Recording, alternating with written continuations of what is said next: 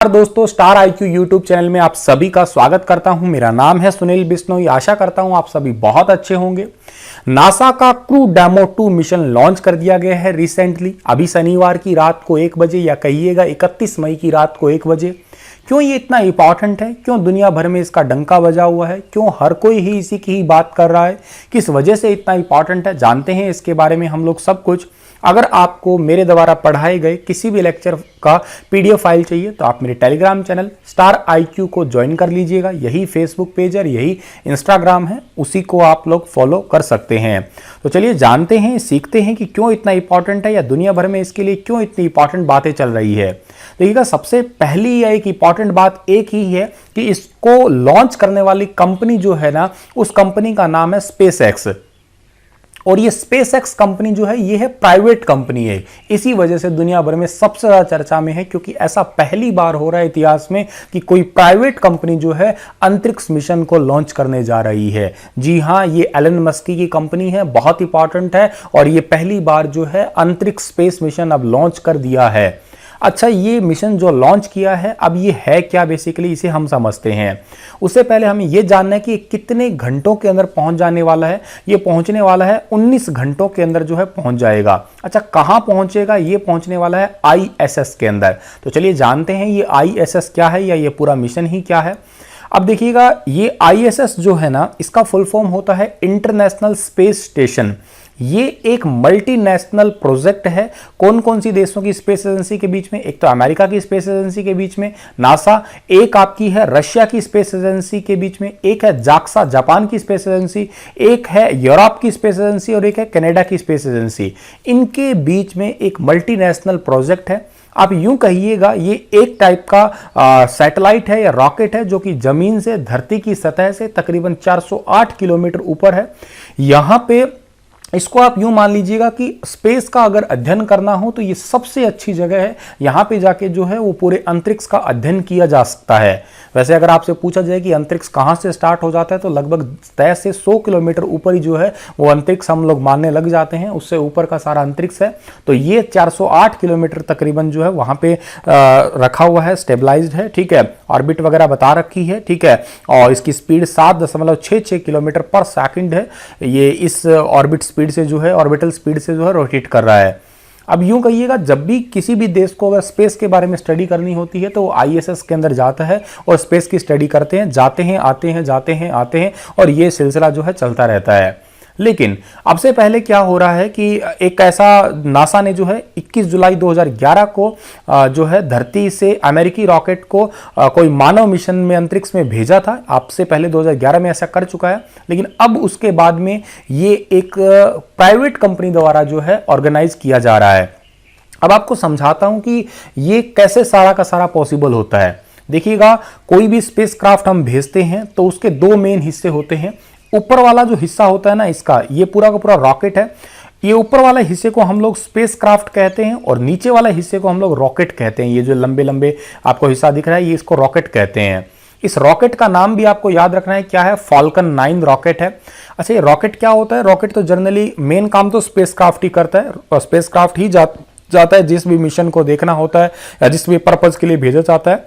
जो ये रॉकेट होता है ये तो तह से 100 किलोमीटर ऊपर जाता है, यानी कि जब जैसे अंतरिक्ष में जाता है तो वापस जो है ये धरती के ऊपर गिर जाता है। तो धरती पे गिर जाता है, इसका मलबा वगैरह जो है समुद्र में फिर बहा दिया जाता है। लेकिन ऐसा फॉल्कन 9 के साथ में नहीं है। फॉल्कन 9 को पहली बार दिसंबर 2015 के अंदर रीलॉन्च किया गया धरती के ऊपर। और लेकिन धरती के ऊपर करना इतना आसान नहीं था, इस वजह से अंटार्कटिक के अंदर अप्रैल 2016 के अंदर जो है एक समुद्री जहाज के अंदर जो है इसे वापस रीलॉन्च किया गया। ये बहुत इंपॉर्टेंट बात थी। तो फॉल्कन 9 वही रॉकेट है जो डेमो 2 में यूज किया गया है और यही वो रॉकेट है जिसको रीयूज किया जा रहा है। रीयूज करना काफी हद तक जरूरी इसलिए भी है क्योंकि बजट जो है उसमें एक अच्छा खासा जो है वो फर्क देखने को मिलता है। अब देखिएगा, ये जो रॉकेट होते हैं ना, ये रॉकेट के साथ में स्पेसक्राफ्ट भेजे जाते हैं। ये भी 2 टाइप के होते हैं। 2 वर्ड आपको सिखा देता हूं, एक होता है कार्गो, एक होता है क्रू।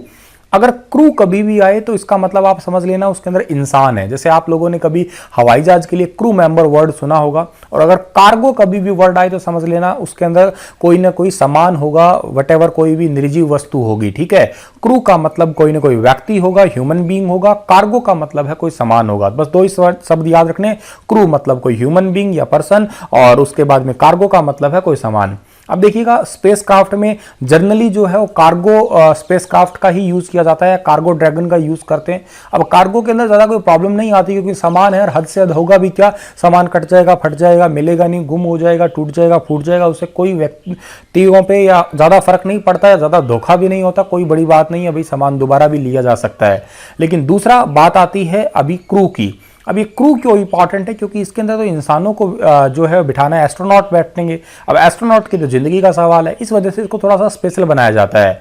ये जो हमारा क्रू स्पेसक्राफ्ट का बनाया गया, ये ऊपर वाला हिस्सा जो है ना इसको हम लोगों ने बोला है क्या, कैप्सूल हिस्सा बोला है इसको। इस ऊपर वाले पार्ट को कैप्सूल, और जो नीचे का हिस्सा है इसको ट्रंक के नाम से जानते हैं। अच्छा, ये कैप्सूल वो कैप्सूल है स्पेसक्राफ्ट का जिसके अंदर तकरीबन 4 एस्ट्रोनॉट आराम से बैठ सकते हैं। और जो ये वाला नीचे वाला हिस्सा है जिसको ट्रंक बोलते हैं, यहाँ पे सोलर पैनल लगे हैं जो कि सोलर एनर्जी द्वारा जो है चार्ज वगैरह होते हैं।